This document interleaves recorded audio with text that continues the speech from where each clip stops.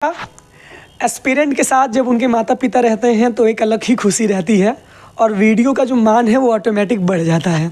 हमारे साथ deputy SP rank 1 स्मृति Rana ma'am की माता जी हमारे साथ आज जुड़ी हुई हैं।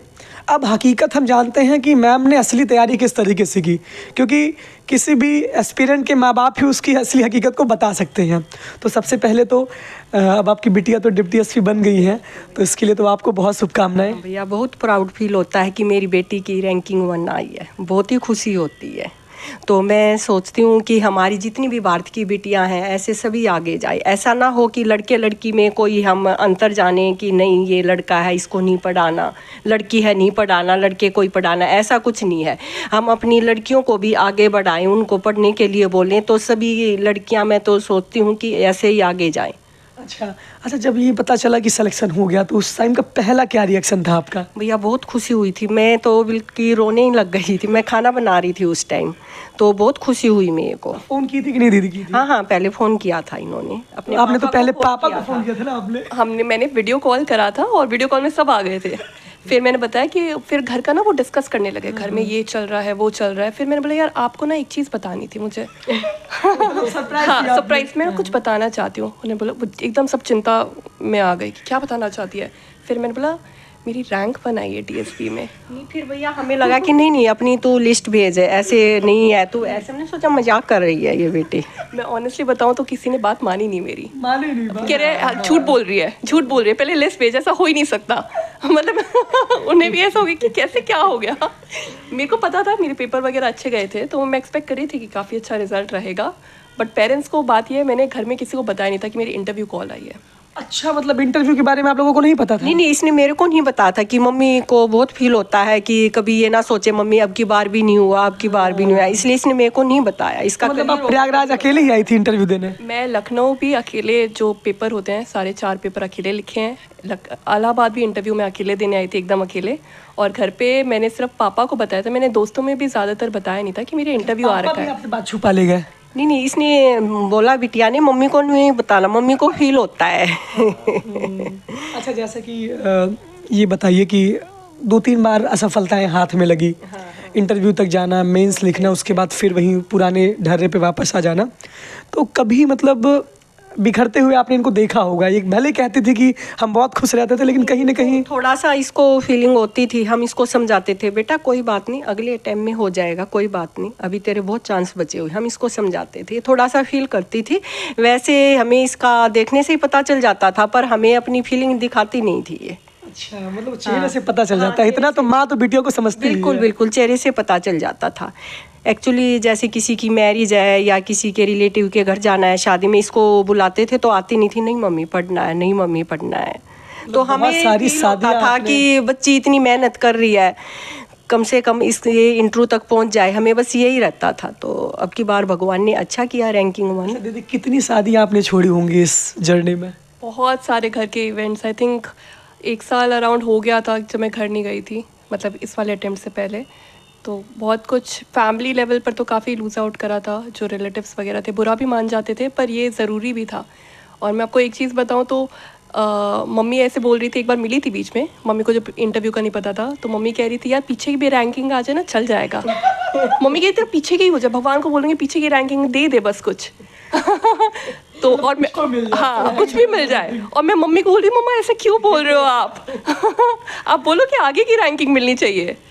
अब तो डीएसपी बन गई है। ओके भैया, बहुत खुशी है। मुझे लगा, मैंने इससे पूछा, मका बेटे मेरे को पता चला कि ये इंटरव्यू दे के आई, बहुत दिन बाद बताया इसने। तो मैंने बोला कोई बात नहीं, कम से कम पीछे की रैंकिंग ही आ जाए। करी नहीं मम्मा ऐसे क्यों बोल रहे हो, मेरी आगे की रैंकिंग आएगी। फिर मुझे लगा कि हाँ कुछ न कुछ तो इसका अच्छा हुआ है, इंटरव्यू अच्छा हुआ है, मेंस अच्छे हुए हैं। अगर भगवान ने चाही तो क्या पता कुछ अच्छा ही हो जाए। तो वही किया। मतलब बचपन में शरारती वरारती थी कि नहीं? मारती वारती थी कि अभी नहीं? आप ये शरीफ बहुत थी, फर्स्ट बच्चा बहुत शरीफ था। मेरी जो बच्ची है छोटे वाली, उसको भी हम बोलते हैं तू भी एक अटेम्प्ट दे के देख। मतलब आपकी एक बिटिया और है? बिटिया और है, वो भी अभी तैयारी कर रही है? नहीं, वो मास्टर्स कर रही है दिल्ली स्कूल इकोनॉमिक्स से। दीदी डीएसपी बनी, उनको मार मार के जो है पढ़वा देंगी। हाँ, अभी वो दिल्ली स्कूल ऑफ इकोनॉमिक्स में है। तो मैं, बिकॉज बहुत ज़्यादा स्ट्रगल रहता है, तो मैं ऐसा चाहती हूँ कि थोड़ा स्टेबल हो जाए। ये बाकी बच्चियों के लिए भी हैं जो एस्पिरेंट्स हैं, कि थोड़ा बहुत अपने आप को स्टेबल करियर करके चले। बिकॉज बहुत ही अनप्रडिक्टेबल है। हाँ, मेरा निकल गया है, बहुत मेहनत, बहुत स्मार्ट वर्क, बहुत खुशी, बहुत सारी खुशी अपने आप को जनरेट करनी पड़ी खुद से। बट बाकी लोगों के लिए भी है कि थोड़ा सा अपने आप को स्टेबल करके रखें कि अगर इधर नहीं हो पाता तो you have some cushion, you have some backing, that is also very important. ये बहुत बैकअप होने का बहुत ज़रूरत है। अच्छा, जैसे कि ये बताइए कि सबसे ज़्यादा ताना तो रिश्तेदार मारते हैं, रिश्तेदार जो होते हैं आसपास के, नहीं हुआ, फलाने की बिटिया गई है हुआ, दिल्ली में पढ़ती हैं, दिल्ली जैसे शहर में डीएसपी बनी है, आईएसडीएम बनी है, तो शादी वादी का लिए भी बहुत दबाव आता है। कभी आपने? नहीं भैया, रिलेटिव बोलते थे शादी कर दो, बल्कि हम मना करते थे, नहीं अभी शादी नहीं करनी, जब तक बच्ची अपने पैरों पे नहीं खड़ी होएगी शादी नहीं करनी हमें। हम कोई फ़र्क नहीं समझते लड़के लड़की में, कह रहे नहीं नहीं लड़कियों की तो जल्दी कर देते हैं, हमने कभी किसी की कोई बात नहीं मानी। ये बहुत अच्छा सपोर्ट रहा आपके माता पिता आपके साथ? ज़रूर सर। मतलब प्रेशर एक रहता है आई थिंक लड़कियों में, after they cross 25 there is a pressure that you have to get married. और ऐसा भी आई थिंक समाज में ये मान्यता है कि जो बड़ी थोड़ी सी अगर उम्र ज़्यादा हो जाती है तो they will not get good marriage proposals, या बहुत प्रॉब्लम आएगी शादी करने में। मेरा मानना है कि यार आप अपना ध्यान करियर में रखें, अपने आप ही आपको अच्छे रिश्ते मिल जाएंगे। इट्स वेरी इंपॉर्टेंट कि आपका फोकस जो है वो करियर पर होना चाहिए। ये बहुत अच्छी बात। रिश्ते बहुत आते थे पर हमने कभी किसी को लाइक नहीं किया कि नहीं अभी नहीं, जब तक बच्चा अपने पैरों पे नहीं खड़ा होएगा। देखा, डीएसपी तो बन ही गई, ईश्वर की कृपा, आप सबका आशीर्वाद। नहीं, अब तो इतने अच्छे रिश्ते आ रहे हैं, कोई दिक्कत ही नहीं है। अब तो वैसे पीछे लाइन ही लगी होगी जो है। हम थोड़ा सा चाह रहे हैं कि अभी 1 साल तक और नहीं करेंगे, अभी हमें शादी में हमको न्योता मिलेगा कि नहीं मिलेगा? बिल्कुल, आप सबसे पहले भैया।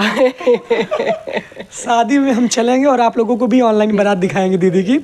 अच्छा, क्या सपना चाहती हैं? जैसे कि अब तो वर्दी तो पहनेंगी दीदी, तो इनसे क्या उम्मीदें हैं कि समाज के लिए, क्योंकि आप लोगों ने बहुत चीज़ें देखी होंगी। यही है कि समाज सेवा करे बच्ची, और जैसे और भी लड़कियां हैं, जैसे आज ये इलाहाबाद यूनिवर्सिटी में गई तो बहुत सारी लड़कियां थी जो बेचारी कैसे परेशान हो रही थी, तो इसने बोला कि नहीं ऐसे नहीं घबराना, तुम भी आगे बढ़ोगे एक दिन। बहुत सारी लड़कियां दीदी रोने भी लगी थी आपको देखने के बाद। हाँ, तो काफ़ी सारी मतलब फीमेल एस्पिरेंट थी जिनके साथ इंटरेक्ट करा, तो they also got very emotional seeing मी। पर मेरा ये मानना है कि यार बहुत इम्पॉर्टेंट है कि हम आपस विमेन जो है ना एक साथ एकजुट आए, एक दूसरे की हेल्प करें, मोटिवेट करें एक दूसरे को। हो सकता है मैं ये चाहती हूँ कि मैं ज़िंदगी भर एज एन एजुकेटर रहूँ, अगर मेरे को मौका मिले कहीं यूनिवर्सिटी या स्कूल में पढ़ाने का भी मौका मिले तो मैं ये चीज़ अपने साथ रखना चाहूँगी। दीदी आपको यूट्यूब चैनल तो बनाना ही पड़ेगा, आप कैसे भी करके आप ऑनलाइन भी सबको गाइडेंस दे सकती हैं, तो वो तो हम दीदी के साथ अब कोलैबोरेट करके अपना हम प्लान करेंगे। बाकी अच्छा कैसा लगा था आपको मम्मी वहाँ जाके? बहुत अच्छा लगा, बहुत वहाँ बच्चियाँ भी बहुत भावुक हो रखी थी, उनको देख के हमें भी ऐसे लगा कि भगवान करे इनको अभी एक दिन ऐसा आए कि जो ये भी रैंकिंग 1 लेके आए। अच्छा, इनकी सबसे मतलब कभी ऐसा इनकी लाइफ में बहुत टर्निंग पॉइंट कोई ऐसा समय रहा हो कि जिसकी वजह से पूरी ज़िंदगी ही बदल गई हो, मतलब तैयारी के फेज में? दीदी आप कुछ बताना, सबसे ज़्यादा टर्निंग पॉइंट क्या रहा आपकी लाइफ में? टर्निंग पॉइंट आप लास्ट ईयर ही मान सकते हो। मतलब जब मैंने मतलब आपको कई बार सोसाइटी ना कुछ मतलब बताती है, ये कर लो वो कर लो, आपके जो फ्रेंड्स वगैरह भी हैं वो बताते हैं। इस साल जो है मैंने सिर्फ अपनी सुनी है। इस बार मैंने मेरे मतलब फैमिली मेम्बर्स की भी, रिलेटिव्स की भी कुछ एडवाइस होती है, they are right at their own place, वो मुझे सब कुछ मेरा अच्छा ही चाहते हैं। बट इस बार मैंने सिर्फ अपनी सुनी है, जो मैं करना चाहती थी, मुझे जिससे खुशी मिल रही थी वो चीज़ें मैंने साथ के साथ कंटिन्यू रखी है।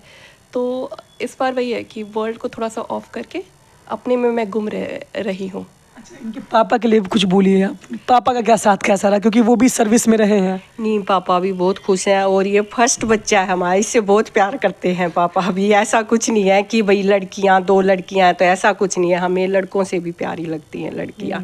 और इसका अभी थोड़े दिन पहले 6 महीने पहले इसका नेट जीआरएफ भी क्लियर हुआ और ये पीएचडी के लिए भी तैयार हो। नेट जीआरएफ हो गया आपका? हाँ, मेरा सोशियोलॉजी से जीआरएफ क्लियर हुआ था, तो मैं पीएचडी के लिए, अगर ये नहीं होता फिर मैं पीएचडी ही कर रही होती। अरे नहीं, अब तो डीएसपी बन गई है, पीएचडी भी चलेगी साथ साथ, क्योंकि यूनिवर्सिटी में बहुत सारे लोग मतलब पीएचडी साथ साथ करते रहते हैं। तो अब डॉक्टर स्मृति राणा डीएसपी रैंक 1, आगे डॉक्टर लग जाएगा। नहीं, पीएचडी तो ये करेगी, बोलती है मम्मी पीएचडी तो मैंने करनी है, कभी लाइफ टाइम में कभी आगे काम आ जाएगी। क्या है, एक बात और है कि बेटे तो एक घर का मान होते, बेटियां 2-2 घरों का मान बढ़ाती हैं।